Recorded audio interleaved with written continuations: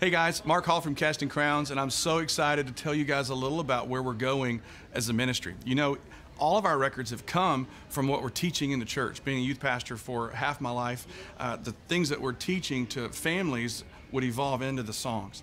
And it's gone even a little deeper for this next project. I took my youth group on a trip to Alabama, and we took our choir and our drama team and our karate team and our puppets to all these churches around the country area, and we stopped in Geneva, Alabama for a day at a place called the Junction. And at the Junction, you got these two rivers coming together, and then you've got this tree right in the middle of the Junction.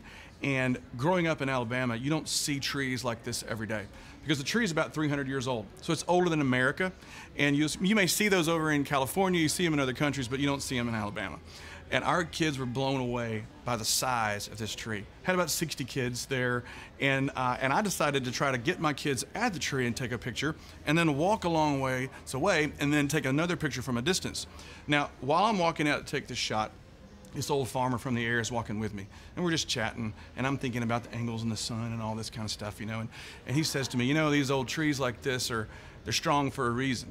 And I said, well, tell me about it. He goes, well, if you were to take all the dirt away that you see in front of you, you would see just as much root as you do reach. And there's just as much going on under the ground there as above ground. That's why it's so strong.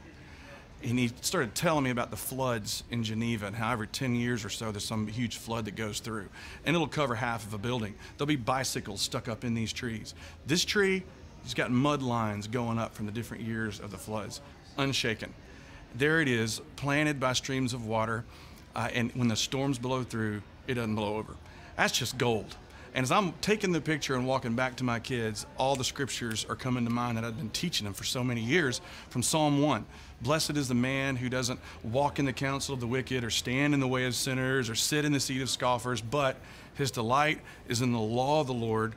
On it he meditates day and night. He's like a tree planted by streams of water. He said he yields fruit in its season. Everything he does prospers. There you see the roots digging in and the reach going out.